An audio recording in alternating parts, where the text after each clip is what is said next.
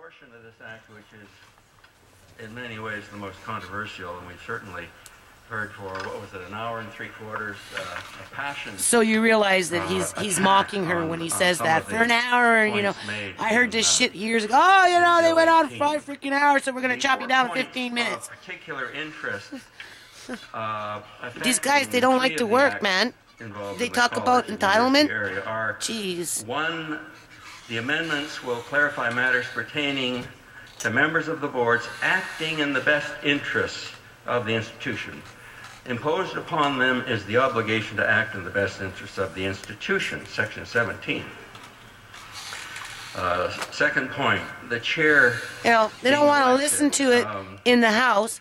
You make an appointment, and they go out the back door on the day that they booked the appointment with you to make it sound like that they didn't, you know, they got stuck in traffic. I really think this is quite... You know? Detestable. Think about it. This provision would prevent the possibility of an elected board member serving as chair of the institution.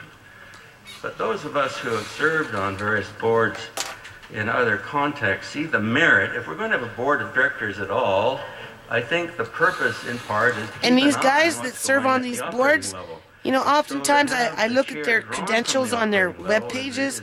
Sort of undermining they're a director of this and a director of that, and you know, you go down the food chain, 15 freaking board directors later, you know, it's like, when do you have time to go to the washroom? You know, and then you start connecting the dots, you know, I mean, sure, you can sit up there and brag about transit and how you're doing such a great job for transit, you know, BC Transit, but at the end of the day, if you're a poor person, and you know, and you jump on the train because you ain't got no money to get across the water or whatever the hell it is these people are doing, and it's like $175. I have my daughter standing on the platform waiting for her boyfriend to get off the train, not even trying to get on the train, just waiting for her boyfriend because he's on his way home from work and he wants to get a quick kiss in before he goes home, right? And she's got something like $800 in freaking fines, and she's like 15, she was 15 years old, and I'm like, oh, now you tell me, $800 in fines for standing on the SkyTrain platform waiting for your boyfriend to, you know, get off the SkyTrain to give you a kiss on the way home from work? Like, that's ridiculous.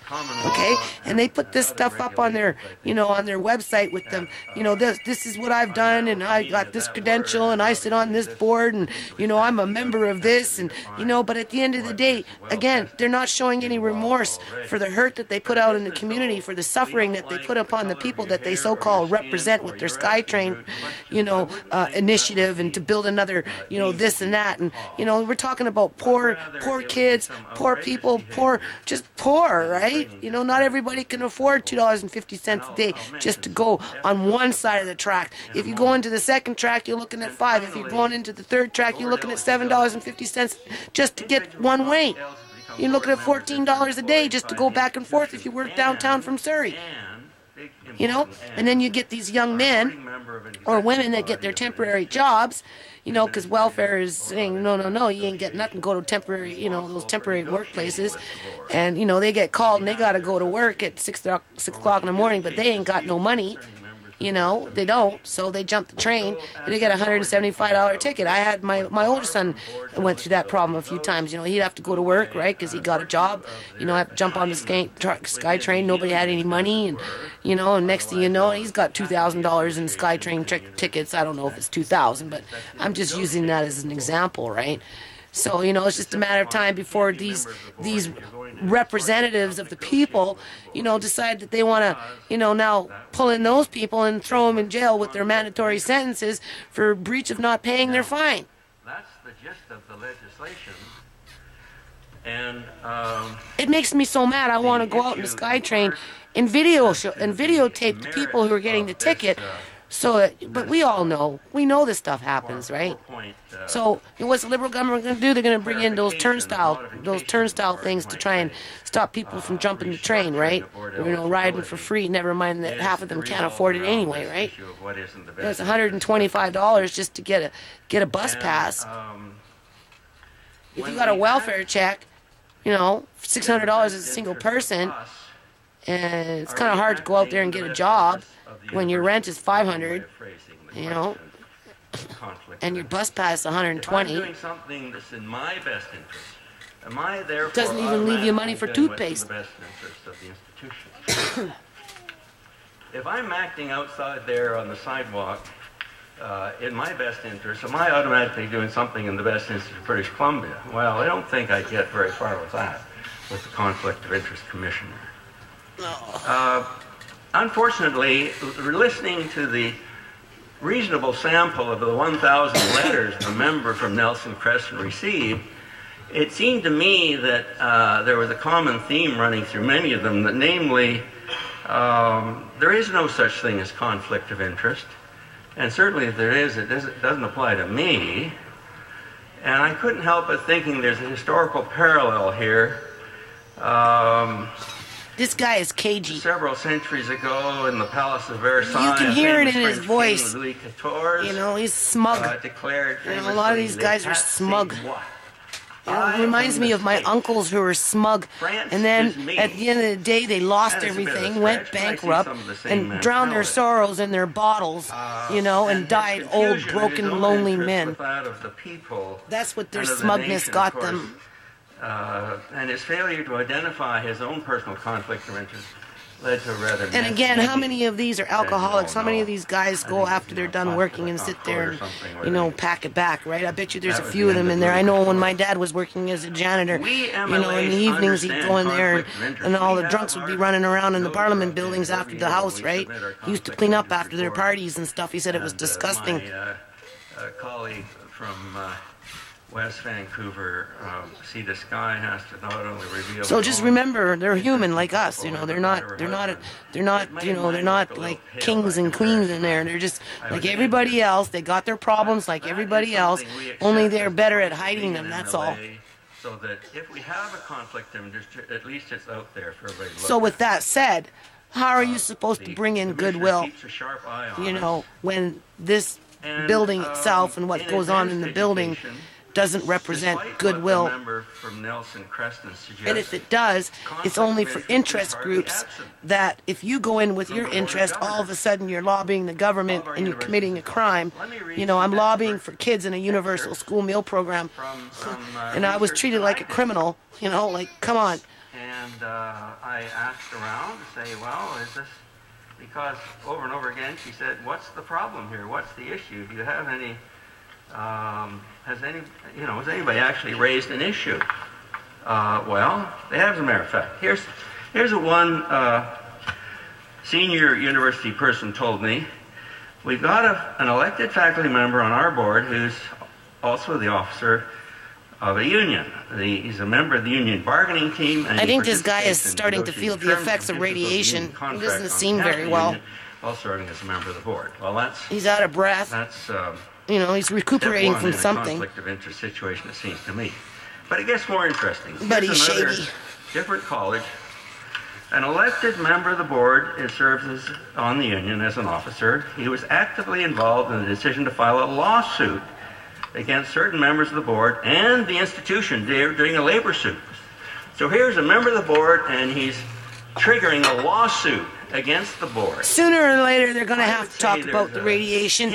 It might take a little while, but sooner or later. During the time of that action, the individual engaged in rather outrageous behavior, at least as this person viewed it, and didn't comply with board policies, and he added on, he sort of fed fuel to the fire with lots of inflammatory comments to the media and press concerning the labor situation at that particular college.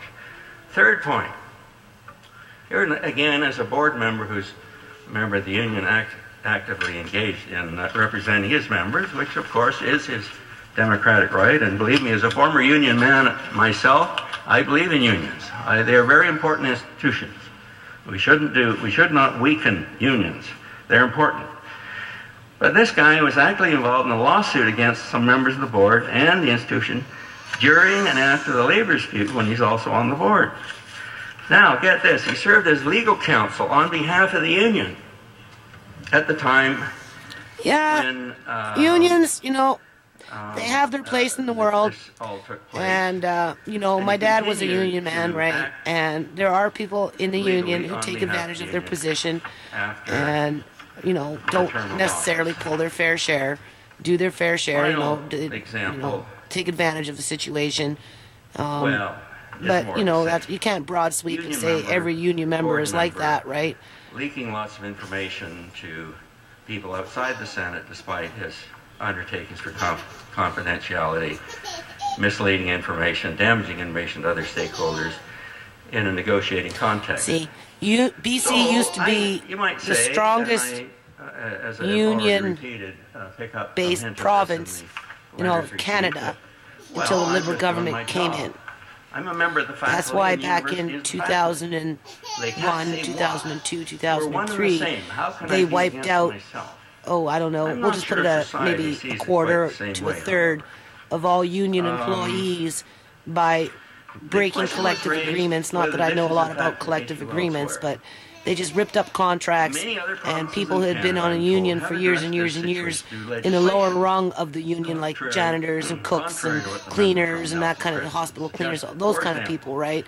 They all got ousted out of the union. The government just pulled out and said, that's it, you're no longer in the union. And then they started to contract out the work, right?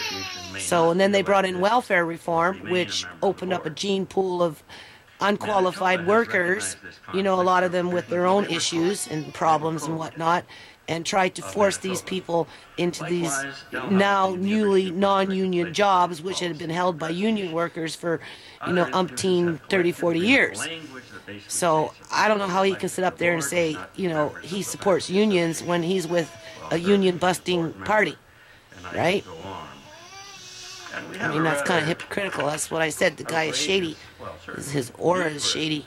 You can hear it in his voice.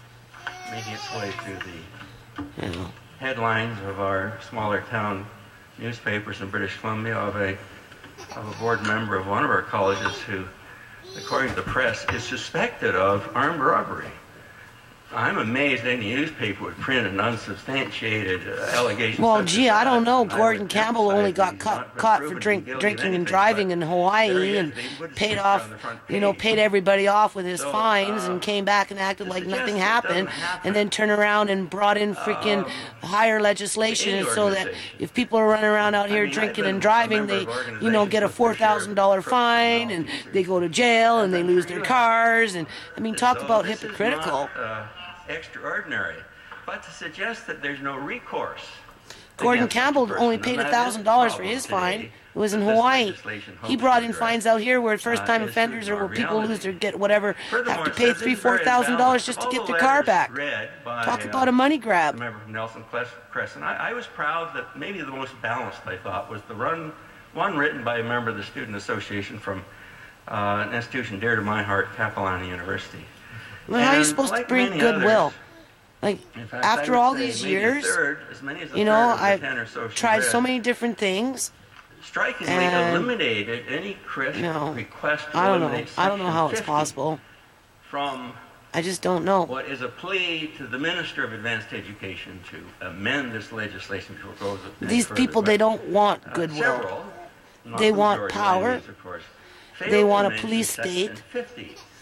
You know, they want to keep a handle on institutional racism, right? Because, you know, minorities are mainly disenfranchised. Poor people are usually minorities, you know, to some degree.